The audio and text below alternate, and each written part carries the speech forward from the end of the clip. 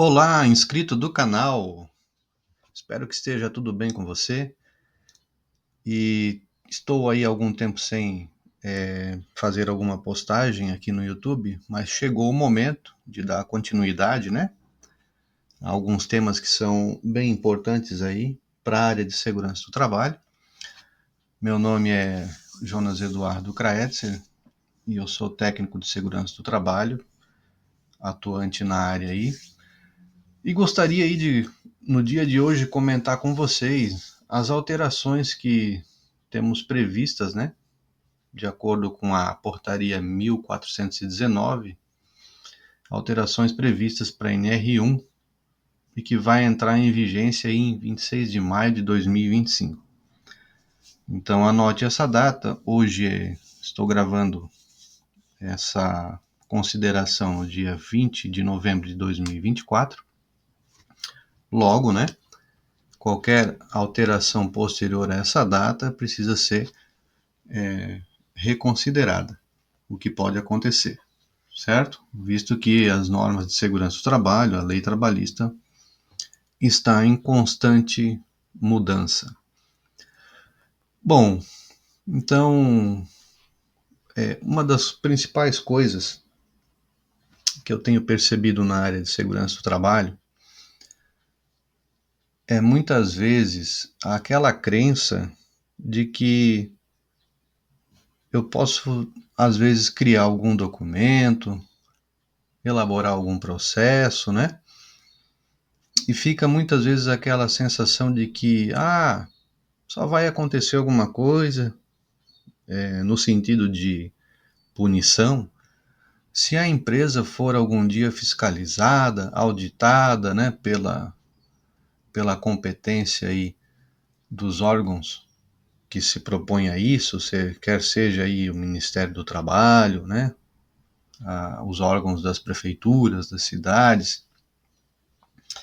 Mas, pessoal, o que é importante é a gente tomar conhecimento, né, principalmente de toda a legislação que é aplicada na área de segurança do trabalho. E aqui eu gostaria de trazer para vocês um trecho aqui do Código Penal, uma parte especial do Código Penal, aonde nós temos que fala lá dos crimes, né, contra a pessoa e a vida, nessa parte especial, que diz: no homicídio culposo, a pena é aumentada de 1/3 se o crime resulta de inobservância de regra técnica de profissão, arte ou ofício.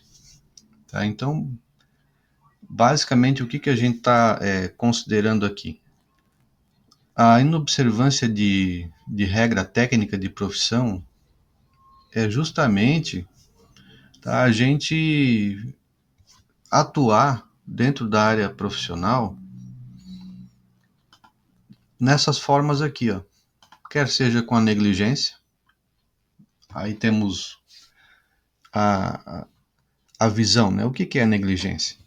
É deixar de tomar uma medida necessária para evitar o resultado. Então temos aqui um exemplo. Um motorista que não verifica os freios do carro e causa um acidente fatal. Ou a imprudência também pode ser considerada, que seria agir de forma precipitada ou sem cautela. Temos aí um exemplo, um motorista ultrapassando em local proibido e causando uma colisão. Ou também a imperícia, falta de habilidade ou conhecimento técnico. Poderíamos observar um profissional de saúde que, por despreparo, realiza um procedimento de forma inadequada e causa a morte do paciente. Então, no Código Penal brasileiro, o crime culposo é previsto em diversos artigos, né? Por exemplo, no 121, parágrafo 3º, homicídio culposo, quando alguém mata outra pessoa, mas sem intenção de matar. E aí entra negligência, imprudência ou imperícia. Então, dentro da segurança do trabalho, negligência, imprudência ou imperícia, né, vai ter respaldo com essa parte da legislação que eu acabei de colocar aqui para vocês. Tá? Então, pensar em levar a construção, a elaboração de qualquer documento, né, de segurança do trabalho, orientar a empresa ou o funcionário a realizar alguma atitude fora dos padrões estabelecidos, das normas regulamentadoras, né, alguma atitude fora das normas internacionais de segurança, ou aquilo que a gente tem até mesmo pela própria Fundacentro já bem elaborado, né, todos os conceitos, os parâmetros, e realmente achar que a gente só vai cair em alguma parte de critério de punição ou de ter que apresentar alguma responsabilidade se for fiscalizado, é muito perigoso. Tá? Então a gente não pode fazer dessa forma.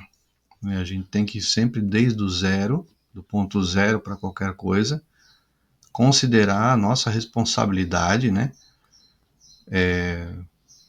Observar, né, as regras técnicas, né, da profissão, né, para daí sim, e com muito cuidado também, registrar, né, todos os nossos processos, para que, se algum dia for necessário, né, a gente está respaldado, resguardado, né, juridicamente, não só a gente como profissional, mas a empresa, a organização que a gente representa e também o próprio empregado. Bom, dada essa introdução aqui, temos aqui então o texto que está vigente da NR1, tá? Então, o que eu estou compartilhando com vocês aqui na tela é o texto que está vigente. E aqui eu fiz algumas considerações a partir do momento em que será introduzido o novo texto dessa portaria 1419 com a vigência em 26 de maio de 2025. Então, se a gente parar para analisar, ela vai pegar um ponto específico lá na frente, que é o item 1.5, tá? Vai falar basicamente ali, né, do PGR. Então, eu vou passar o texto aqui, e se por acaso você não acompanhou o vídeo, tem um outro vídeo aqui no canal que eu já comento a NR1, né, nos textos aqui que já são apresentados. Então, aqui não se faz necessário a gente retomar essas considerações. Então, a gente vai passando aqui a norma do objetivo, campo de aplicação, competência, direitos e deveres. Vamos passar todo esse texto aqui e vamos aqui para o item 1.5, que fala do gerenciamento de riscos ocupacionais. Então, para a gente entender aqui a nossa dinâmica, certo? Os itens que estão em verde significa que não ocorreu nenhuma alteração. Tá? Então, vai ficar da mesma forma. Os itens que estão aqui em amarelo é o que eu coloquei aqui como que chama atenção, né? Uma cor diferente e que vai apresentar alteração, certo? E aqui no item vermelho eu tenho alguma consideração aqui, tá, específica sobre a alteração. Então, no item 1.5, como eu já falei, é a portaria 1419 que traz essas mudanças, né? Então, temos aqui na questão das responsabilidades, vocês vão perceber que para o novo texto, a mudança que vem aí para a norma regulamentadora, às vezes é basicamente uma mudança simples na estrutura que foi elaborada a frase, não trazendo, eles só reescreveram de uma forma um pouco diferente, tá? Então, algumas vezes não traz uma alteração dentro dos processos, então não muda muito daquilo que já foi estabelecido, tá? Então aqui a gente pode ter um exemplo. O novo texto vai trazer para o item 1531, a organização deve implementar nos seus estabelecimentos o gerenciamento de riscos ocupacionais de suas atividades. Então, o que a gente tem agora em vigência, né? A organização deve implementar por estabelecimento. Então, trocou ali por estabelecimento, né? O gerenciamento de riscos ocupacionais para nos seus estabelecimentos. Tá? Então, essa daí foi uma mudança aí sem maiores considerações, né? Vamos para o próximo item, então. A critério da organização, o PGR pode ser implementado por unidade operacional, setor ou atividade. E agora temos um novo texto. O programa de gerenciamento de riscos deve ser implementado por estabelecimento, podendo ser por unidade operacional, setor ou atividade. Pessoal, percebam aqui, isso é muito importante, tá? Eu sempre trago nos vídeos, a gente precisa tomar cuidado num texto normativo com a palavra pode e com a palavra deve.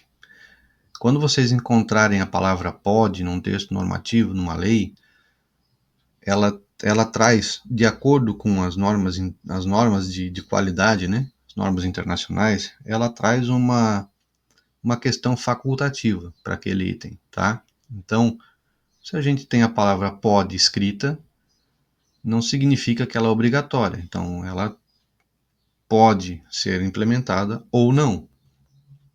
Agora, a partir do momento que a gente lê a palavra deve, não há que se confundir com essa questão facultativa. Então, tudo aquilo que deve tem por obrigação, né, a implementação no ambiente de trabalho, certo? Então, o novo texto ele traz, o programa de gerenciamento de riscos deve ser implementado por estabelecimento. Então, para não ficar nenhuma dúvida, né? E aí pode ser por unidade operacional, setor ou atividade, certo? Próximo item, 153.2.1.2. O PGR pode ser atendido por sistema de gestão desde que estes cumpram as exigências previstas na SNR e em dispositivos legais de segurança no trabalho. Então, para o novo texto vai chegar o gerenciamento de riscos ocupacionais. Percebam que já mudou aqui, antes eles tinham agora está vigente o PGR e foi alterado para o gerenciamento de riscos ocupacionais. Pode ser atendido por sistemas de gestão, desde que se cumpra, né, o que está na NR e em dispositivos legais de segurança no trabalho. Pessoal, aqui não pode mais haver aquela confusão de que o gerenciamento de riscos ocupacionais é um documento impresso ou elaborado digitalmente, assim como era o antigo PPRA, né?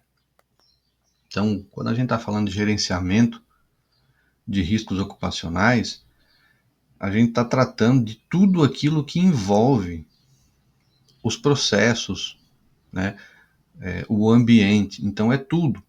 São todos os processos. E aqui no texto vigente, o texto está trazendo ainda o PGR, né? O Programa de Gerenciamento de Riscos, né? Que é sim, não só um documento único também, né? Porque o próprio PGR ele tem uma questão básica documental, mas ele também é composto por outros processos. Então aqui foi separado o gerenciamento de riscos ocupacionais, que vai entrar no novo texto vigente, né, sendo trocado pelo o item PGR, nesse 153.1.2, ok? Pessoal, é um tema muito técnico, né, que a gente está tratando aqui.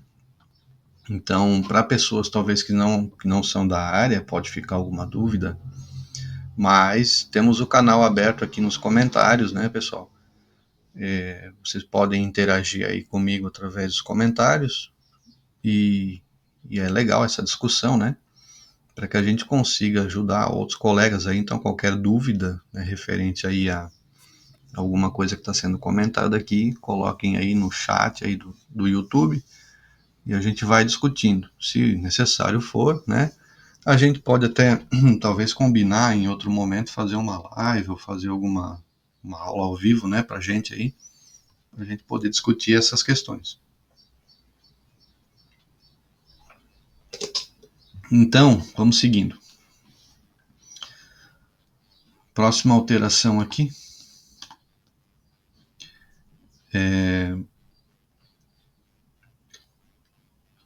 Esse é um item, quando está em azul aqui, tá, pessoal? É que aqui, né, para esse arquivo ele acabou alterando.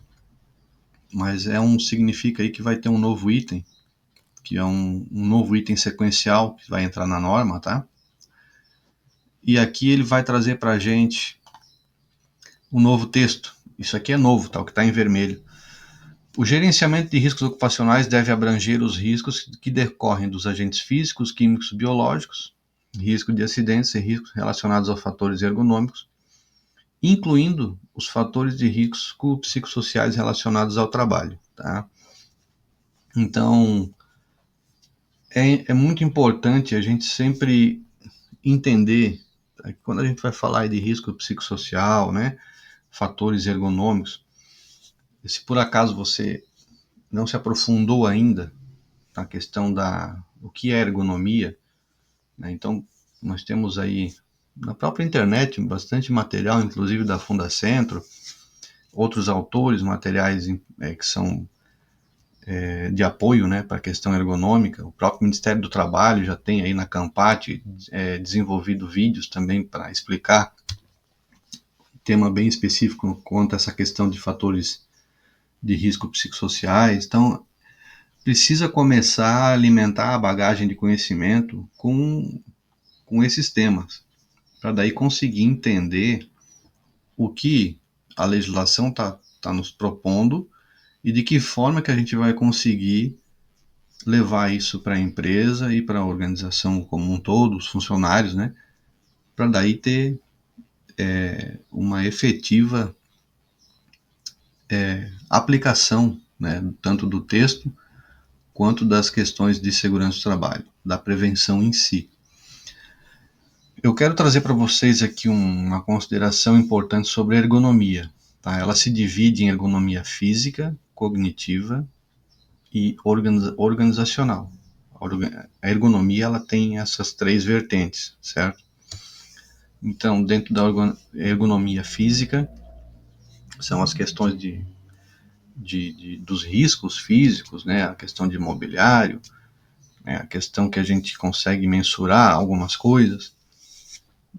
Agora, a ergonomia cognitiva, ela vai envolver, sim, também as questões de tomada de decisão, de aprendizado, né? Então, é muito particular a ergonomia cognitiva, a forma como que o trabalhador ele aprende, a forma como que ele desenvolve a sua atividade, né? Então, fechando, temos dentro da ergonomia a parte da ergonomia organizacional, que influencia também todas as outras duas que a gente falou, tanto a física quanto a cognitiva, e ela estabelece a forma, né, os processos de trabalho dentro da organização, como que se dá a questão de ritmo de trabalho, né, a questão de clima organizacional, e isso tudo, esse conjunto é que vai afetar ou não a questão dos riscos psicossociais relacionados ao trabalho.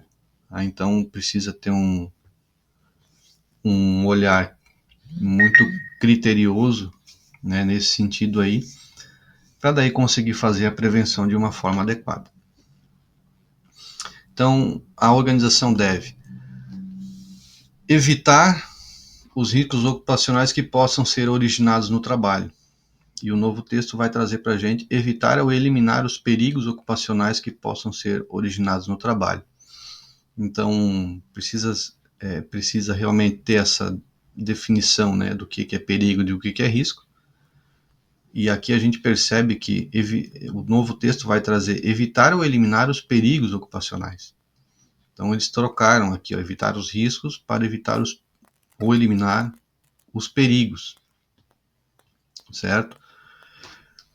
Então, nesse item 1532, é a base inicial ali, né, daquela da investigação, né, quando a gente fala ali do que nós vamos procurar para identificar no trabalho o que gera risco, o que é perigo.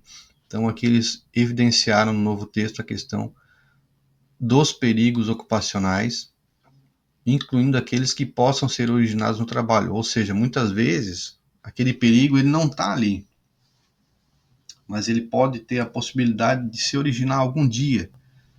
Então isso também precisa ser considerado. O que eu quero trazer com isso? Eu vou tentar dar um exemplo aqui bem prático, certo? Foi um exemplo, foi uma situação que aconteceu certa vez em uma empresa, e essa empresa ela produzia roupas, né? Era uma empresa que confeccionava a produção de roupas desde o zero, desde o fio, e nessa empresa existia um SESMIT bem elaborado, com uma equipe profissional muito competente. E essa empresa ela tinha do lado das suas instalações uma loja onde ela vendia os seus produtos, certo? Então, dentro do Parque Fabril, existia todo um sistema de segurança montado, de elaboração, de fiscalização, né? Elaboração de normas, de procedimentos, a fiscalização interna por parte da segurança do trabalho, acompanhamento da gerência, treinamentos. E no outro estabelecimento, que era essa loja, né, esse ponto de vendas, onde recebia muitos turistas, né, inclusive pessoal da cidade que ali morava, ia lá comprar esses produtos. Então perceba o seguinte, esse estabelecimento ali, ele também tem uma rotina, ele também tem uma vida própria, também tem os seus processos, os seus funcionários, que talvez, né, por algum momento não acabavam participando de todos os treinamentos, né, que eram implementados dentro do Parque Fabril, mas talvez tinha algum tipo de treinamento. Então o que eu quero trazer para vocês, pessoal, é que com relação ao que eu falei agora sobre os riscos que podem ser originados no ambiente de trabalho. Então, certa vez essa loja, ela foi realizar uma reforma dentro do seu espaço físico ali, né? E naquela ocasião estava sendo trocado ali o piso da loja. Então reformaram, pintaram a loja toda, né? A loja, ela naquele momento, como foi trocar todo o piso, não tinha atendimento ao público, não tinha funcionários no local, né? Mas por talvez algum descuido, alguma quebra de protocolo, né? Então, existe, dentro de um procedimento de segurança, existe um protocolo a ser cumprido. Existe um passo a passo a ser seguido. É isso que a gente precisa fazer. Então, o que se tem por ideia para a gente fazer a prevenção? Eu preciso fazer a contratação de uma pessoa ou de uma empresa para elaborar um determinado tipo de serviço. Para esse tipo de conduta, nós devemos criar um passo a passo, né? Onde vai trazer, por exemplo, no item 1, a apresentação da empresa, a atividade que vai ser executada. O item 2, os documentos necessários para aprovação de cada funcionário que vai executar aquela obra. O item 3, por exemplo, eu estou elaborando aqui, pessoal, com vocês, algo básico, tá? Mas só para entender que tem que ter um processo. E aí o que aconteceu? Então, por talvez quebra de algum protocolo, naquele dia que foi fazer aquela obra, a empresa colocou o piso, ok, fez a parte dela, mas logo na sequência entrou uma segunda empresa no ambiente de trabalho, onde ela trouxe uma máquina de solda e ela foi fazer o trabalho já logo em seguida da empresa que havia trocado o piso, sendo que aquele piso ele estava soltando na atmosfera um vapor inflamável. E aí o que aconteceu? Quando essa empresa foi fazer a parte da solda lá que ela foi chamada para executar dentro daquele estabelecimento, a hora que o ambiente ali, o oxigênio contaminado com vapor inflamável tomou contato com a fonte de ignição da solda, incendiou, pegou fogo na loja inteira. Vocês estão percebendo a gravidade da coisa? Graças a Deus, né? Foram só danos materiais. Mas poderia ter acontecido vítimas fatais aí nesse acidente, que foi um acidente de trabalho, né?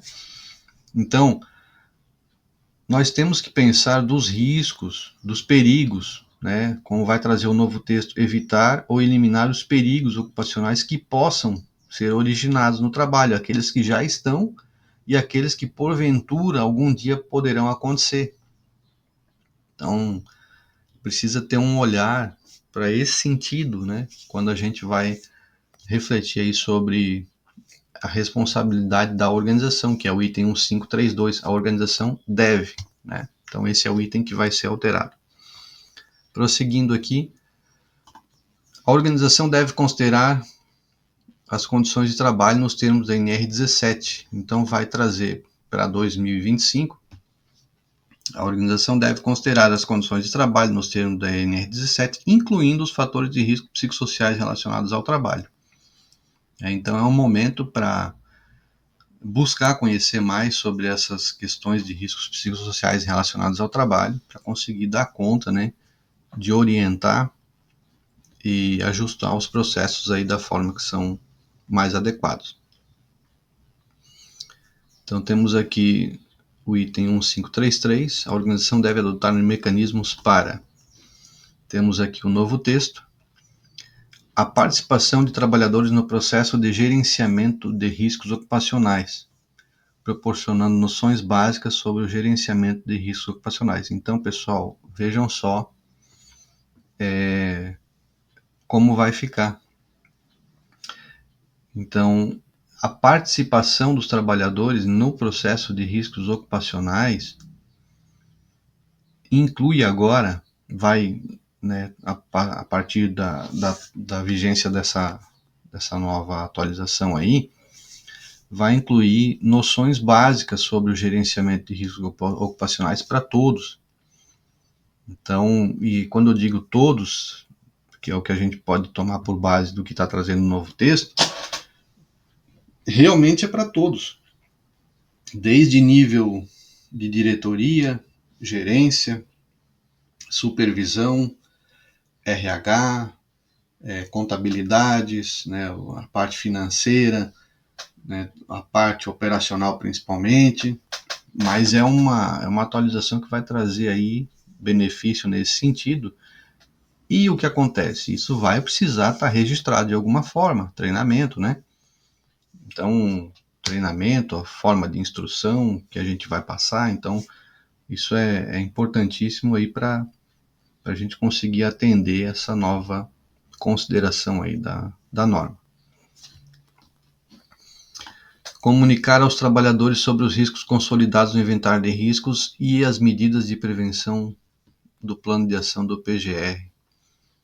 Vai trazer aí a alteração, como a consulta aos trabalhadores quanto à percepção dos riscos ocupacionais, podendo para este fim ser adotadas as manifestações da CIPA, quando houver.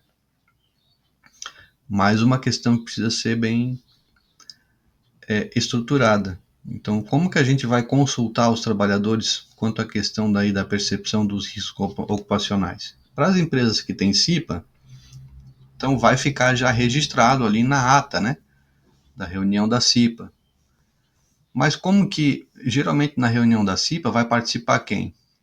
Os eleitos e os indicados. E como que a gente vai fazer para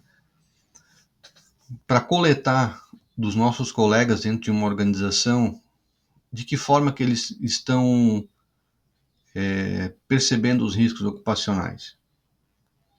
De que forma que a gente vai fazer isso? Pode ser de algumas maneiras, pode ser de forma digital, talvez pode se criar, se a empresa der essa abertura, tiver equipamento, né? Grupo em algum aplicativo de mensagem, pode se criar alguma caixa de recado, de mensagem, alguma caixinha onde todo mês o pessoal da CIPA pode passar e pegar aquelas orientações, né, uma sugestão. Pode-se criar por e-mail, quem tem e-mail corporativo, né? Pode-se criar um livro específico para isso. Não tem naqueles restaurantes, naquele café que às vezes o pessoal, né, vai visitar. Tem algum livro ali para alguma consideração, para colocar um nome que visitou. Então existem várias maneiras, pessoal. O que importa é que a gente tem que ter a documentação não apenas para apresentar em caso de uma fiscalização, mas a gente também precisa ter a parte efetiva para que isso funcione dentro da organização. Tá? Então, como que a gente vai buscar essa questão toda aí? Então, vamos prosseguindo aqui. Item novo, tá? Comunicar aos trabalhadores os riscos consolidados no inventário de riscos e as medidas de prevenção previstas no plano de ação. Tá? Então, o que está lá no inventário de riscos e no plano de ação precisa ter uma forma, né? Uma forma de visualização agora de que realmente os trabalhadores tomaram ciência. E aí fica aí a critério de cada um desenvolver o melhor método. A organização deve adotar as medidas necessárias para melhorar o desempenho em ISST. Então vamos ter aqui, novo item, tá? Sempre que várias organizações realizem simultaneamente atividades no mesmo local de trabalho, devem executar ações integradas para aplicar as medidas de prevenção, visando a proteção de todos os trabalhadores expostos aos riscos ocupacionais. Isso daqui casa muito com esse exemplo que eu trouxe para vocês da loja que incendiou, né? Então, quando várias organizações realizarem simultaneamente atividade no mesmo local, precisa estar integrado aí, né? Elas devem ter ações integradas para garantir a segurança de todos. O item 154 não alterou, segue normal. Então vamos ver a consideração do 1541. O processo de identificação de perigos, né? Claro, aqui era óbvio que eles iriam mudar também, porque eles alteraram antes ali a questão de perigo e risco. Então, o processo de identificação de perigos e avaliação de riscos deve considerar o disposto nas NRs e exigências legais de segurança e saúde no trabalho. Tá? Então, essa foi uma alteração básica só apenas dos conceitos. 1542, levantamento preliminar de perigos, que é o que está vigente, vai passar para levantamento preliminar de perigos e riscos. O levantamento preliminar de perigos e riscos deve ser realizado, né?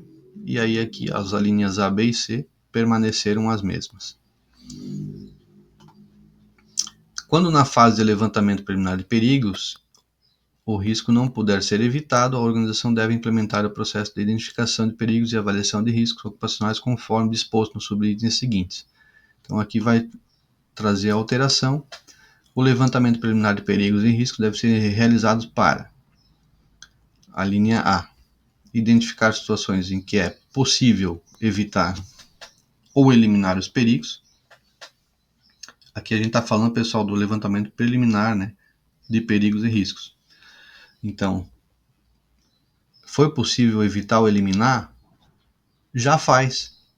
Não precisa levar isso para um documento. Então já faz ali. A linha B, identificar situações de risco ocupacional evidente nas quais a organização deve adotar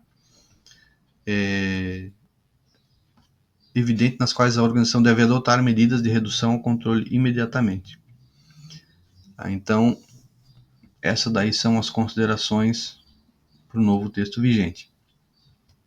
Identificar situações de risco ocupacional evidente nas quais a organização deve adotar medidas de redução ou controle imediatamente. Então, não consegui eliminar no levantamento preliminar de perigos e riscos, mas quais são as ações que eu vou ter que tomar, né, para reduzir ou controlar?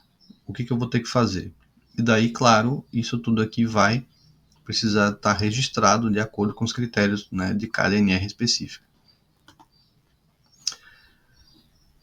O item 154212, temos que Quando na fase de levantamento preliminar de perigos e riscos, o perigo não puder ser evitado ou eliminado, a organização deve implementar o processo de identificação de perigos e avaliação de riscos ocupacionais, conforme disposto nos subitens 1543 e 1544 desta NR.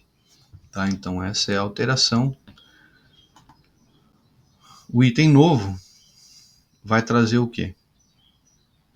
Quando na fase de levantamento preliminar de perigos e risco não for possível adotar medidas imediatas para reduzir ou controlar o risco ocupacional, as medidas devem ser inseridas no plano de ação e o risco registrado no inventário de riscos. O item 154213, tá, que vocês podem perceber que não está vigente ainda, e o 154213, que traz aqui a critério da organização. Acho que duplicou esse número aqui, pessoal, tá? Mas é o item sequencial, tá? A critério da organização, a etapa de levantamento preliminar de perigos e riscos pode estar contemplada na etapa de identificação de perigos, certo? 15431. Aqui não tivemos alteração, mas vai vir a alteração na linha C, que vai trazer o quê? A etapa de identificação de perigos deve incluir, na linha C, indicação do grupo de trabalhadores sujeitos ao perigo. Então, hoje nós temos indicação do grupo de trabalhadores sujeitos aos riscos, né? Agora eles mudaram, né, para o novo texto. Indicação do grupo de trabalhadores sujeitos ao perigo, né, que pode ser constituído por um ou mais trabalhadores. Ou seja, veja que importante isso daqui. Se tiver um trabalhador exposto a um tipo de perigo, né, ele vai precisar constar ali dentro dos processos de prevenção, ok? Vamos seguindo, o que está em verde aqui é o que não alterou. 15442. O texto alterado vai nos trazer: para cada risco, deve ser indicado o nível de risco ocupacional, determinado pela combinação da severidade das possíveis lesões ou agravos à saúde, com a probabilidade da sua ocorrência. Aqui retirou-se a palavra chance, tá? Antes trazia ali a questão com a probabilidade ou chance de sua ocorrência. Então foi uma alteração aí.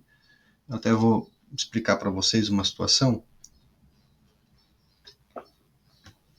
Tomando uma aguinha aqui.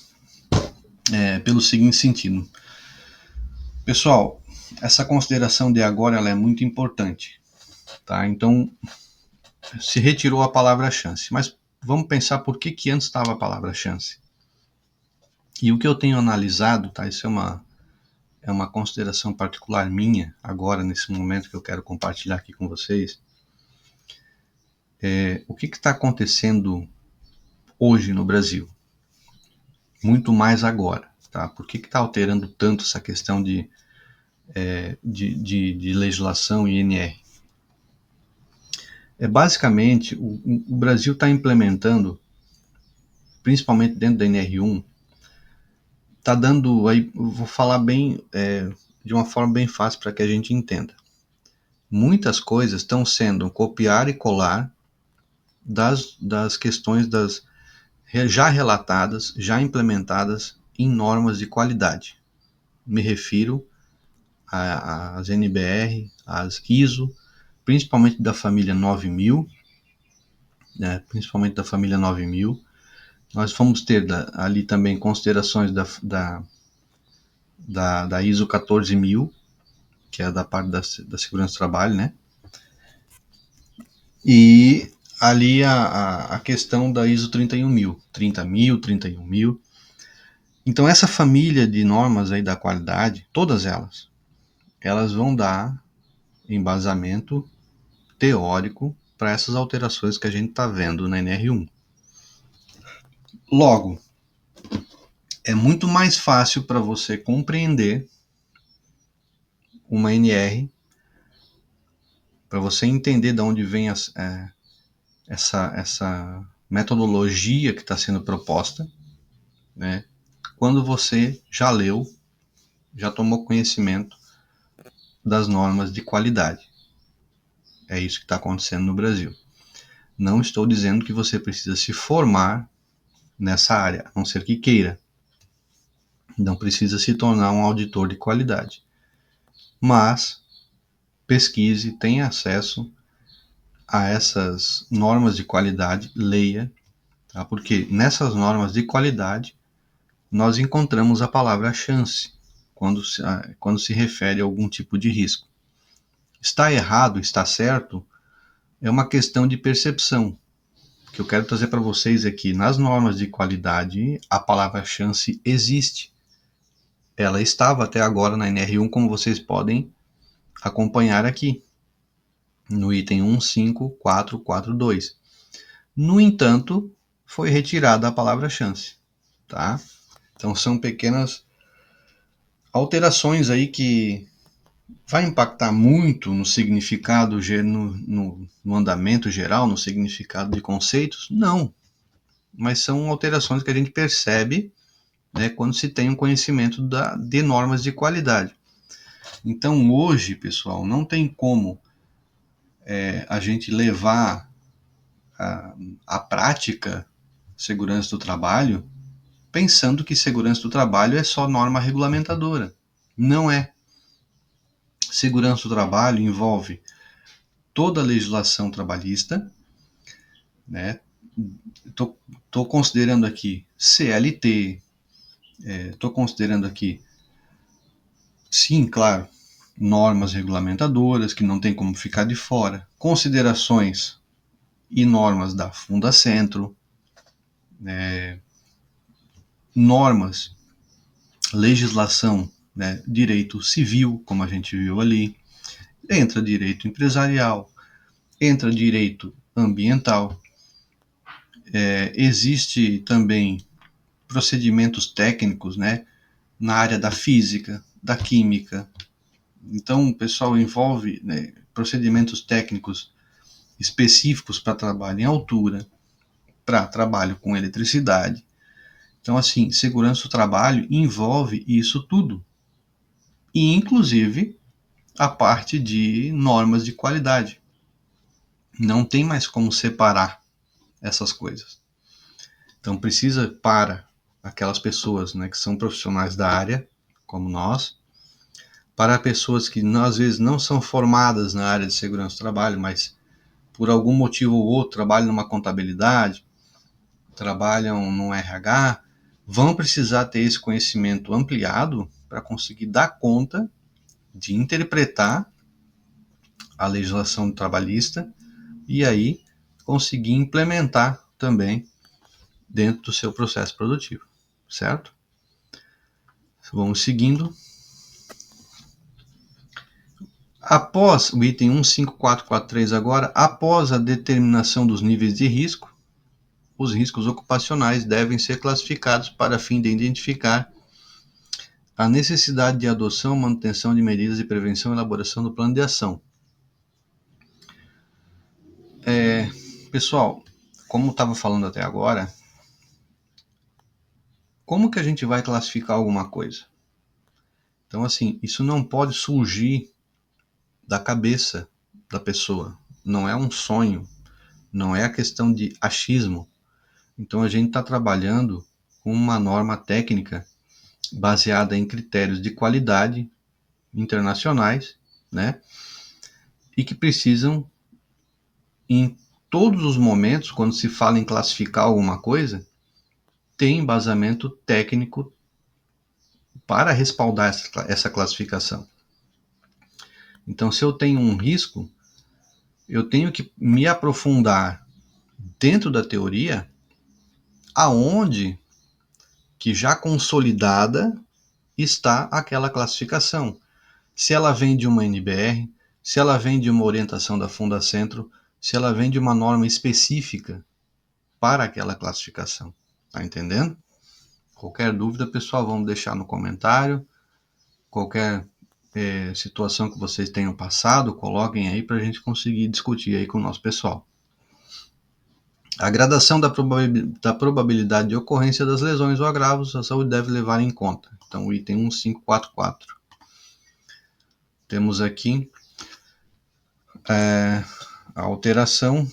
A severidade deve estar estabelecida em razão da magnitude das possíveis consequências das lesões ou agravos à saúde. Então, a severidade deve estar estabelecida em razão da magnitude, né? Baseada em critérios, né? Como a gente falou até agora. Então, o item novo é: para cada perigo identificado, quando existir mais de uma consequência possível, deve ser selecionada, né, aquela que vai ter a maior magnitude. Pensando, né, pessoal, em questão de um acidente ampliado. E aí a Fundacentro também tem materiais específicos sobre essa questão de acidentes ampliados.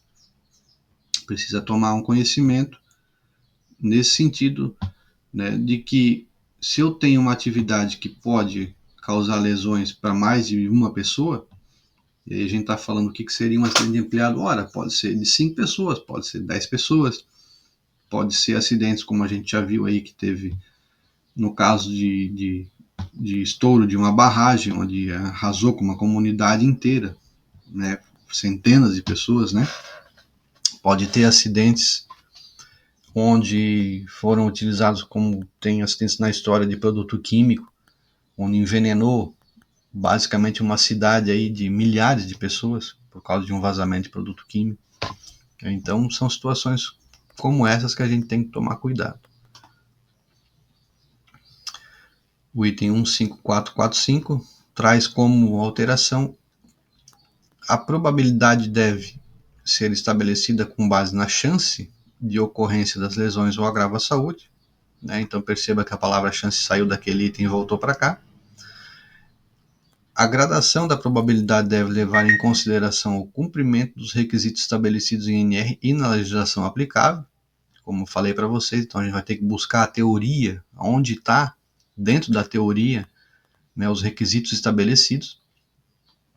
Para a probabilidade de ocorrência das lesões ou agravos à saúde decorrente de perigos físicos, químicos, biológicos, a avaliação deve comparar o perfil de exposição ocupacional com valores de referência ou aplicar outros critérios estabelecidos na NR9 e a eficácia das medidas de prevenção implementadas.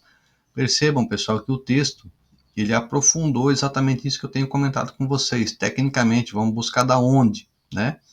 Então, para a probabilidade de ocorrência das lesões ou agravos decorrentes de fatores ergonômicos, incluindo os psicossociais relacionados ao trabalho, a avaliação de risco deve considerar as exigências da atividade de trabalho e a eficácia das medidas de prevenção implementadas.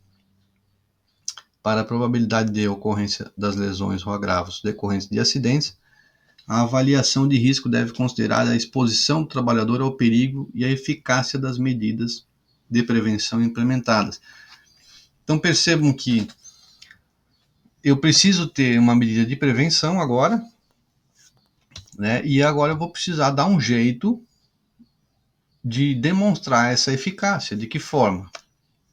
Aí vai depender de cada ambiente de trabalho, de como que ele está funcionando, né? De como que eu consigo demonstrar essa eficácia daquela medida implementada. Então, vai ser necessário se recorrer a números, a relatórios, a acompanhamento, principalmente, né, se está sendo efetivo ou não, para daí conseguir registrar isso daqui tudo. Novo item.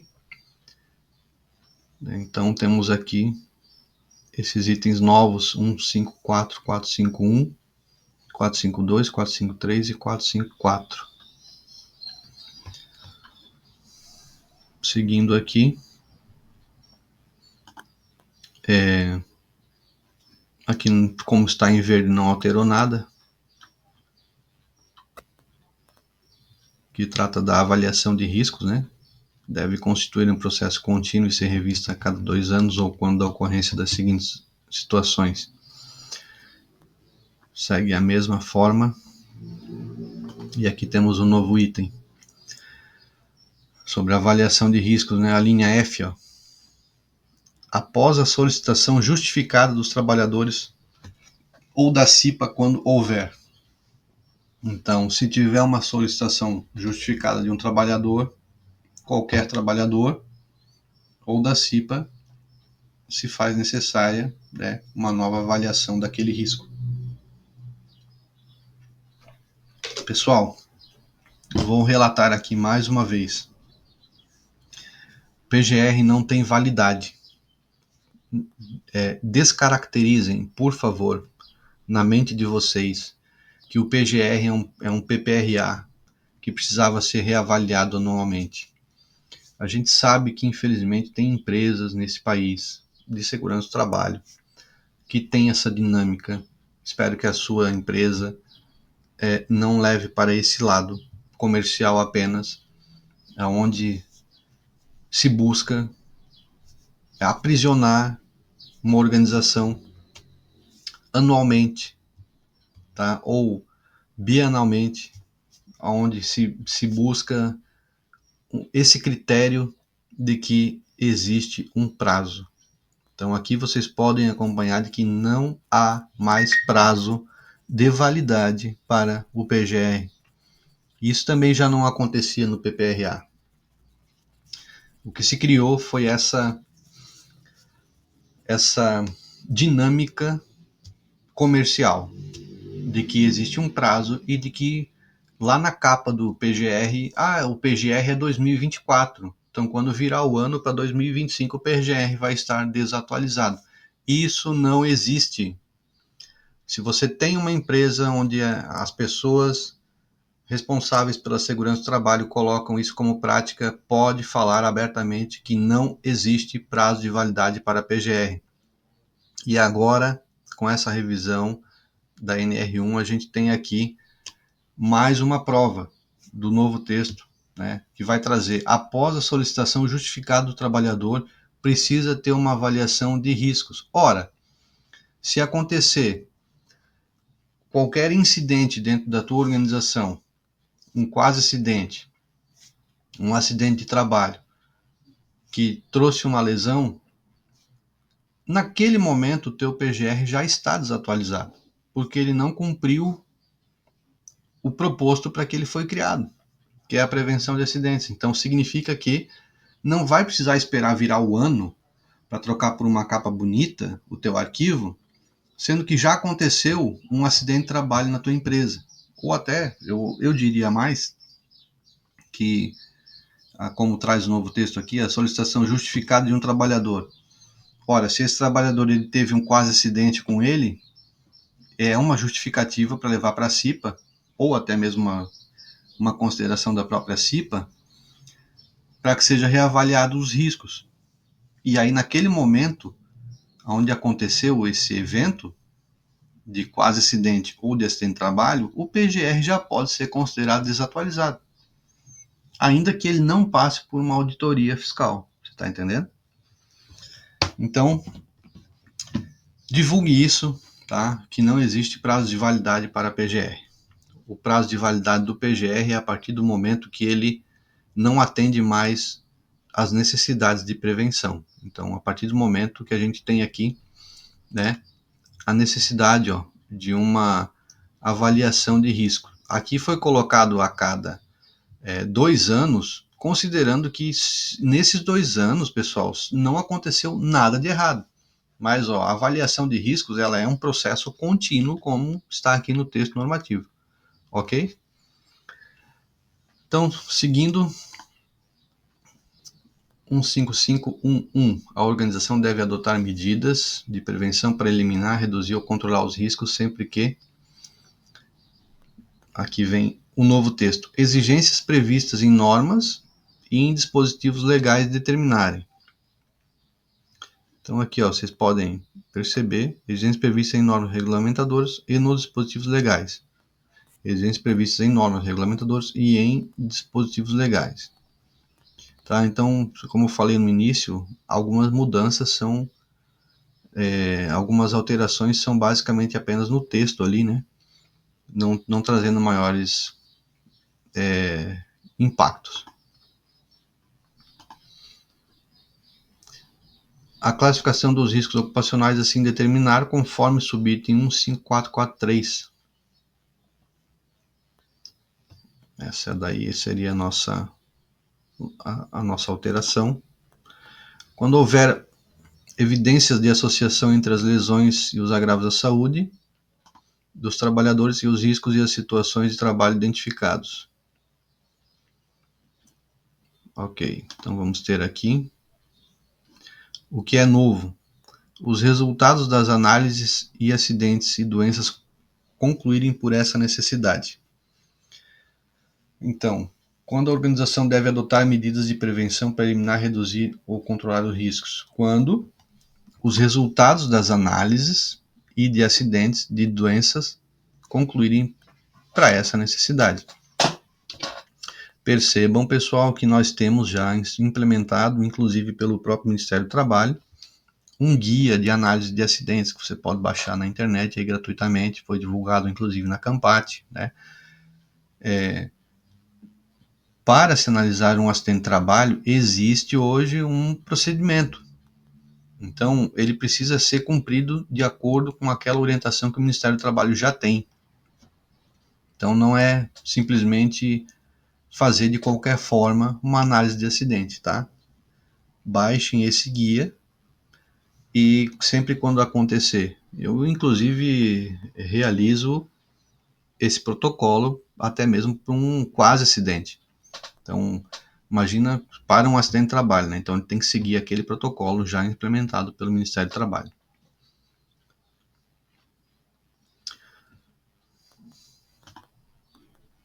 Olha agora o item 15512, tá? Esse item aqui, ele não teve a alteração ali no item 15512, mas eu marquei aqui para comentar com vocês essa expressão que traz aqui dentro do item que eu quero ler para vocês agora. Quando comprovada pela organização a inviabilidade técnica da adoção de medidas de proteção coletiva, ou quando essas não forem suficientes, ou encontrarem-se em fase de estudo, planejamento ou implantação, ou ainda em caráter complementar ou emergencial, deverão ser adotadas outras medidas obedecendo essa hierarquia que a gente tem aqui. Ou seja, medida de caráter administrativo ou de organização do trabalho, e depois a utilização de EPI. Mas o que eu quero destacar para vocês aqui é isso, pessoal. Inviabilidade técnica é diferente de inviabilidade financeira. Levem isso para o coração, tá? Eu não posso colocar um EPI num funcionário para ele ficar exposto ao risco dele, considerando a inviabilidade financeira da organização. Entendemos, claro, que dentro da estrutura financeira da empresa precisa ter um planejamento para se alcançar as melhorias de segurança do trabalho. Isso é fato. Agora, o que não pode é a organização, a empresa, justificar como inviabilidade técnica o profissional que está atuando ali, querer enquadrar como inviabilidade técnica uma inviabilidade financeira. A inviabilidade técnica ela não vai se concluir, né? Porque tecnicamente é impossível fazer algum tipo de melhoria naquele sentido. Daí a gente vai buscar a medida de caráter administrativo, de organização do trabalho ou de EPI. Aí o EPI vai entrar para a inviabilidade técnica, não para a inviabilidade financeira. A inviabilidade financeira ela precisa de planejamento dentro da organização para conseguir a melhoria, mas ela não pode justificar a utilização de EPI.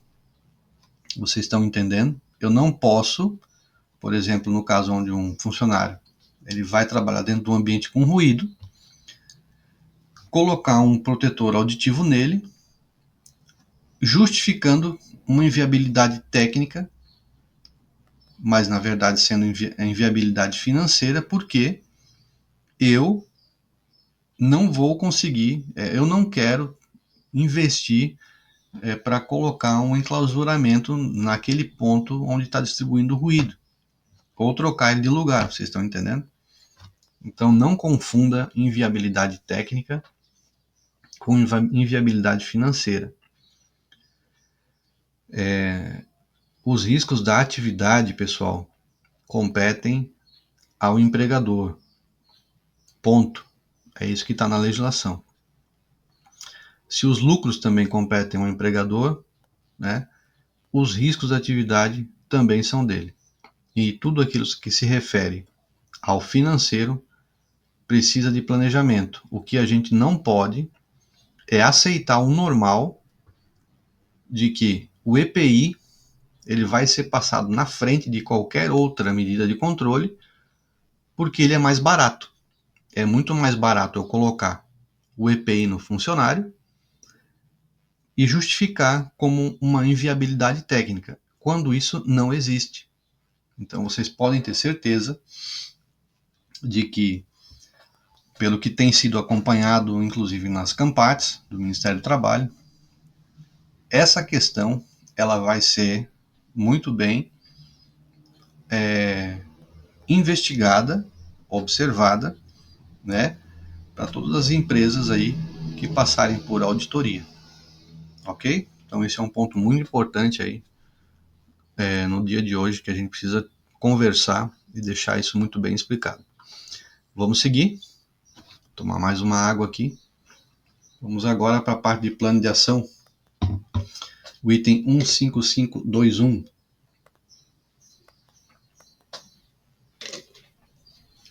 Um novo item vai trazer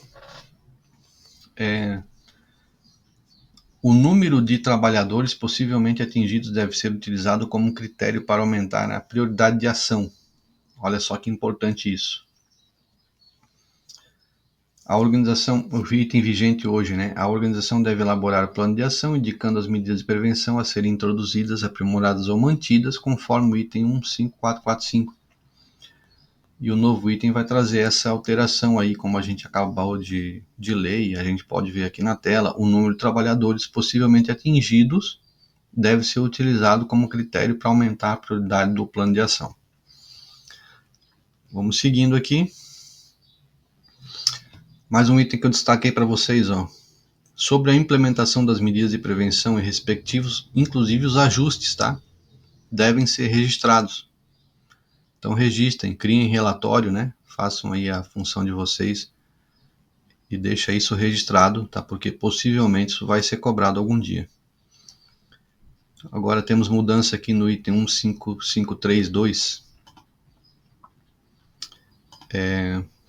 O desempenho das medidas de prevenção deve ser acompanhado de forma planejada e contemplar. Vou ver aqui. A verificação da execução das ações planejadas e da continuidade de sua aplicação quando for o caso. Veja bem, a linha A verificação da execução das ações planejadas. Então eu fui lá, eu fiz a verificação se está funcionando e da continuidade da aplicação, tá? Quando for o caso. Também precisa estar registrado. Um novo item que vai entrar aqui nessa linha 15532 é o item D, que vai entrar como ainda, né, nessa questão do desempenho, da aferição, do acompanhamento, a participação dos trabalhadores e da CIPA, quando houver a CIPA, né? Então, de que forma que eu vou agora incluir os meus trabalhadores nesse processo de acompanhamento do desempenho? Não diz aqui a forma, apenas diz que eles vão ter que participar. Então perceba como é importante, né, esse registro de participação dos trabalhadores. E aqui eu quero abrir um parênteses do que é importante nessa questão de segurança do trabalho. São as reuniões, que a gente chama muitas vezes de diálogo de segurança, que também envolve ali uma lista de presença, né, o tema. Pode ser feito ali antes da jornada do trabalho, no meio, pode ser feito no final, mas preferencialmente antes de se iniciar a jornada de trabalho, né, levar algum tema relacionado à segurança do trabalho. E ali também já pode ser utilizado como essa participação dos trabalhadores, tipo, se quiser elaborar alguma ata, não precisa ser nada muito formal, mas desde que tenha assinatura dos trabalhadores presente, né? E se possível for, mas daí considero importante pesquisar ali junto ao jurídico de vocês, né? Com relação à autorização para registro fotográfico, onde apareça ali o rosto do trabalhador, criar ali algum documento junto ao jurídico para que não se tenha problema, né, na esfera judicial com o direito de imagem. Mas é dever do empregador cuidar do seu ambiente de trabalho, e isso envolve, como a gente está vendo aqui, a implementação de registros, inclusive registro fotográfico, né, que é muito bom em caso de alguma ação judicial, muito bom no sentido de embasar alguma prova ali de que foi feito, né, tudo aquilo dentro dos critérios de segurança do trabalho para se evitar algum tipo de doença ou acidente, certo? Então essa é uma consideração muito importante. Nos itens que estão em verde aqui permanece o mesmo, com exceção aqui agora relacionada aqui à análise de acidentes e doenças do trabalho. Então temos aqui um item novo que vai vir anexo no próximo texto, que vai trazer o seguinte: a organização deve analisar as doenças relacionadas ao trabalho, então deve, né, fazer essa avaliação, e deve ser realizada análise de eventos perigosos que poderiam ter consequências graves. Olha isso. Eventos perigosos que poderiam ter consequências graves. Então é basicamente aquilo que a gente está falando lá, né, dos quase acidentes.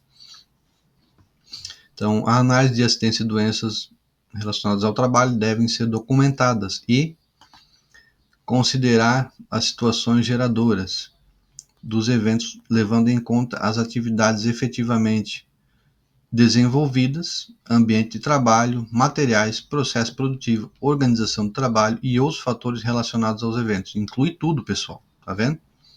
Inclui tudo, desde a esfera ergonômica, materiais, processo, ambiente, então não vai ficar nada de fora. A linha B, identificar os fatores relacionados aos eventos e considerar os dados da organização, os dados epidemiológicos e as informações prestadas pelos trabalhadores. Lembra daquela parte do registro que eu falei anteriormente? Vai entrar aqui agora se acontecer alguma coisa de acidente. A linha C, fornecer evidências para revisar e aprimorar as medidas de prevenção existentes. Então percebam que o texto não mudou muito, né? Alguma coisa mudou, né, aqui no início, como a gente viu, principalmente na linha A, né? Mas alguma coisa mudou estrategicamente aqui, apenas mudar um pouquinho as palavras, mas não muito o conceito. Então, para a preparação de emergências, que é o texto vigente, o item 156 vai entrar como preparação e resposta à emergência, não muda muita coisa, né? Então, só colocaram a questão de resposta, mas lógico que se a gente parar para analisar dentro de uma atividade prevencionista, se eu tenho uma emergência, é óbvio que eu vou ter que ter uma resposta para aquela emergência, só isso não estava tão explícito no texto que a gente estava como vigente. Isso tudo está vindo de onde, pessoal? Conseguem perceber agora quando eu falo para vocês da questão das normas de qualidade? É porque se vocês forem perceber nas normas de qualidade, o texto lá ele é basicamente nesse mesmo sentido, tá? 1561. A organização deve estabelecer, implementar e manter procedimentos de respostas à emergência de acordo com os riscos, as características e as circunstâncias da atividade. 1562. Os procedimentos de resposta à emergência devem prever, no mínimo, olha agora, vai vir para o novo texto, se perceberam um detalhezinho aqui no texto novo, no mínimo. Ou seja, no mínimo, não significa que o tema aqui está, vamos dizer assim, preenchido com todas as possibilidades. Não, isso aqui é o mínimo, tá? Aliás, como é o que a gente tem em todas as normas regulamentadoras. É o mínimo que tem que ser atendido. Não significa que eu não posso fazer algo a mais que não esteja numa norma regulamentadora. Ora, se eu tenho uma medida de prevenção que ela não está citada naquela NR, significa, mas ela é elaborada com critério técnico, né? Ela tem uma NBR, ela tem uma aceitação dentro da área científica, é isso que eu estou falando. Eu posso implementar, mesmo que ela não foi citada na NR? Ora, se é para melhorar, sim. Por quê? Porque a NR trata daquele padrão mínimo de prevenção. 1562.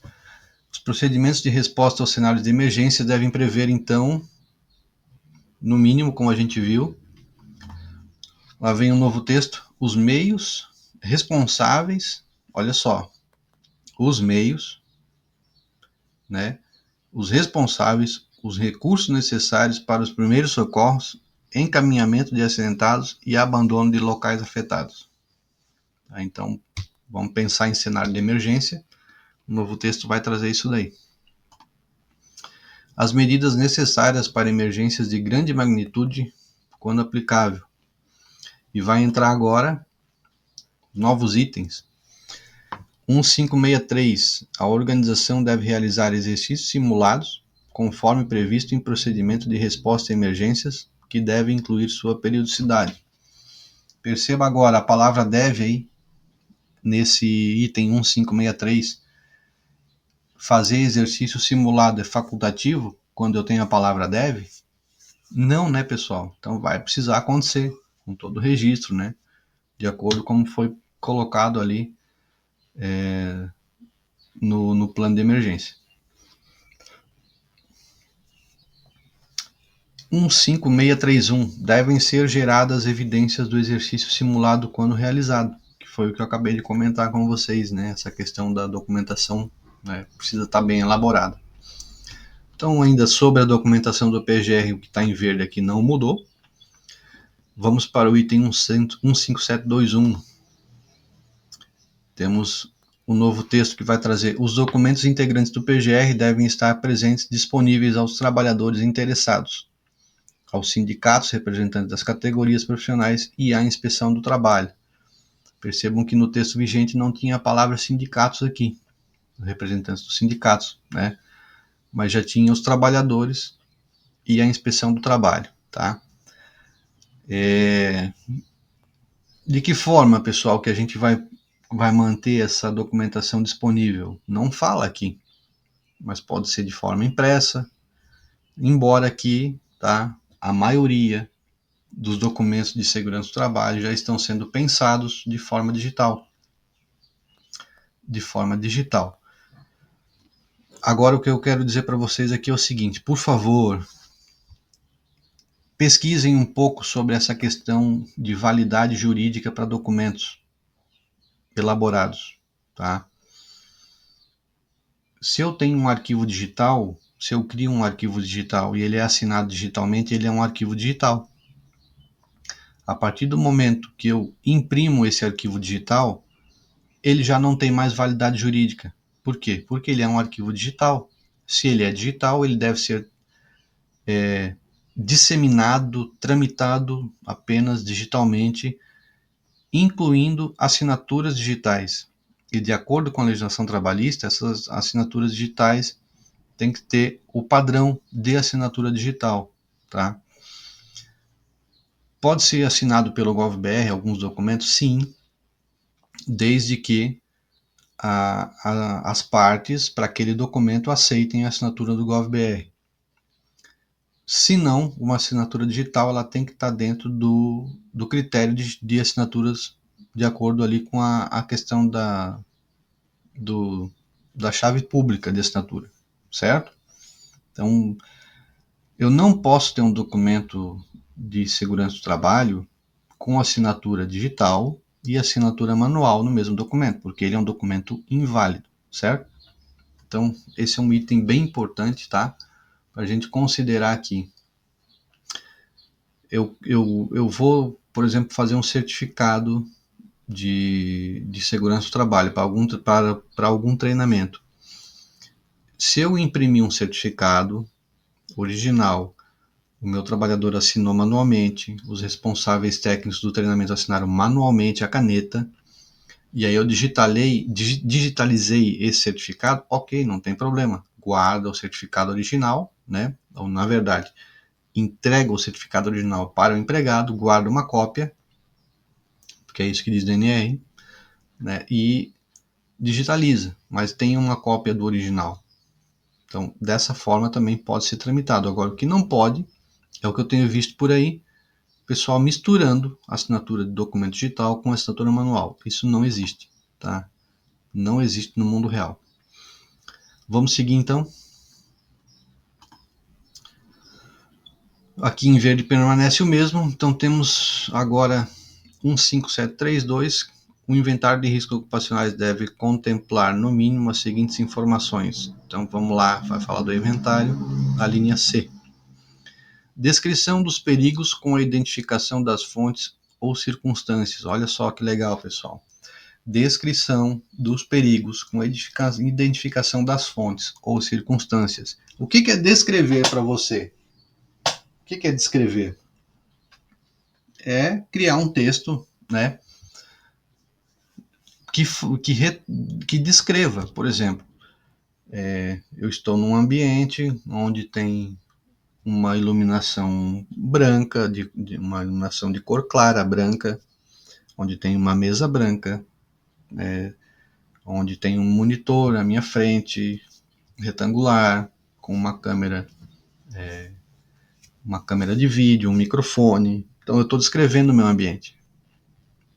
Pessoal, descrever é isso daí, descrever os perigos, né, e as possíveis lesões ou agravo à saúde. Tá? Descrição dos perigos com a identificação das fontes e circunstâncias é o novo texto. Indicação das possíveis lesões ou agravos à saúde decorrentes da exposição dos trabalhadores a esses perigos. A linha E. Indicação dos grupos de trabalhadores expostos aos perigos. Olha como teve mudança vai ter mudança nesse item da norma aqui, né, 15732. O F. Descrição das medidas de prevenção implementadas. Cuidado, precisa estar de acordo com a hierarquia da prevenção. Até coloquei aqui para lembrar vocês de quanto que isso daqui é importante. E aí vai se seguir, tá? As novas alíneas G, H e AI, que é onde na G vai trazer caracterização da exposição dos trabalhadores aos perigos. A linha H, dados da análise preliminar ou do monitoramento das exposições a agentes físicos, químicos, biológicos e os resultados da avaliação de ergonomia nos termos da NR17. Significa agora que vai ter que todo mundo fazer uma análise ergonômica do trabalho? Não, pessoal, a não ser quando for caracterizado essa necessidade. Então, os dados da análise ergonômica preliminar também podem ser descritos, né, aqui nessa linha H. E a linha I, avaliação dos riscos, incluindo a classificação para fins de elaboração do plano de ação. Olha agora, incluindo a classificação. E que classificação que a gente está falando aqui? Como é que eu vou classificar o risco? Quem lembra?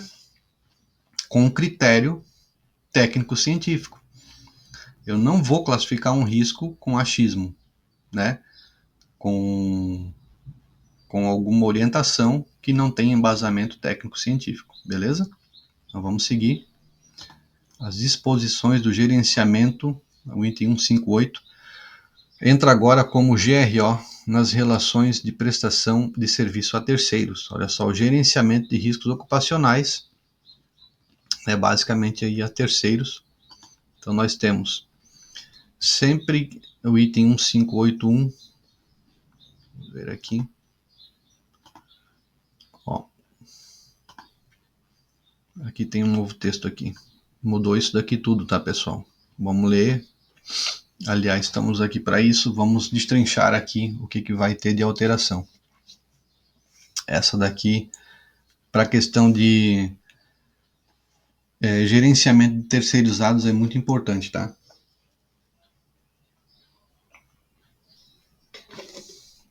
Então, vamos pegar GRO nas relações de prestação de serviço a terceiros. O PGR da organização contratante deve incluir as medidas de prevenção para as organizações contratadas que atuem em suas dependências ou local previamente convencionado em contrato, ou utilizar os programas das contratadas. No caso de utilização dos programas das organizações contratadas, estas devem fornecer à organização contratante o inventário de riscos ocupacionais e o plano de ação referente às atividades objeto de contratação. Percebam como os documentos de contratante e contratado agora precisam estar conversando, tá?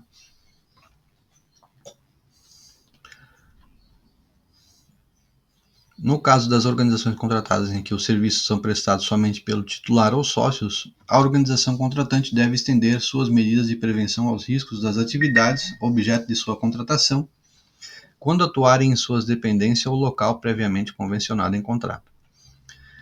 As organizações contratantes devem informar às contratadas os riscos ocupacionais sob sua responsabilidade que possam impactar nas atividades das organizações contratadas.